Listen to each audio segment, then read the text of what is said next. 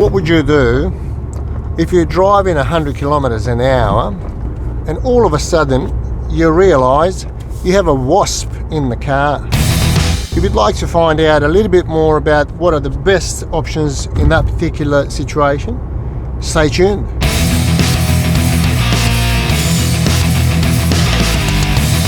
The last thing you want to do when you find out that you've got a wasp flying in your car while you're driving down a freeway 100 kilometers an hour is to swerve suddenly or panic or do anything that would potentially put you at risk or others. So you've got to stay calm. It's happened to me twice. One time it was a bee.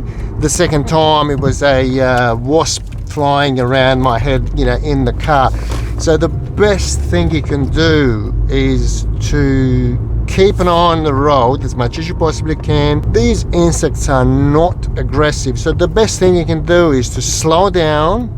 Even if you're driving 100 kilometers an hour, hit the hazard lights, because it is a hazard when you think about it. Slow down with your hazard lights blinking. Move over to the far left, and if there's an emergency lane, you can stop inside of the emergency lane. If that's not an option, this is what I did. So I opened my opposite windows just a little bit, not your window, because the insect might get sucked towards, where the window's open. So, it's best to open opposite windows a little bit and observe what the insect's doing. So, if it gets closer to your face, just try not to panic, okay? So the far worst consequences would be if you lose control over your vehicle. So try to open the side windows opposite to the driver's side.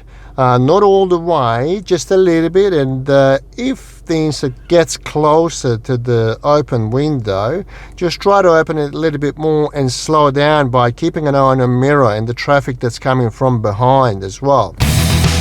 Sadly, a lot of people would panic and would lose control over their vehicle. So whatever you do, just understand and implement your knowledge into, the situation that we're talking about here. If you get stung by a wasp, you're probably not going to die unless you have a severe allergic reaction, which only a small percentage of population have.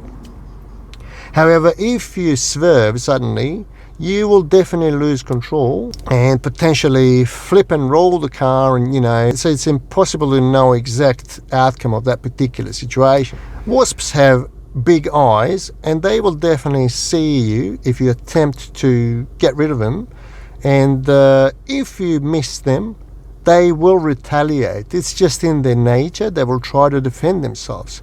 So do not do sudden movements around it. Just stay calm, keep driving, keep an eye on the road. Now, how to prevent the insect getting in your car in the first place? They wouldn't get inside of the car while you're driving 100 kilometers an hour. So, they usually get inside of the vehicle when it's parked, okay?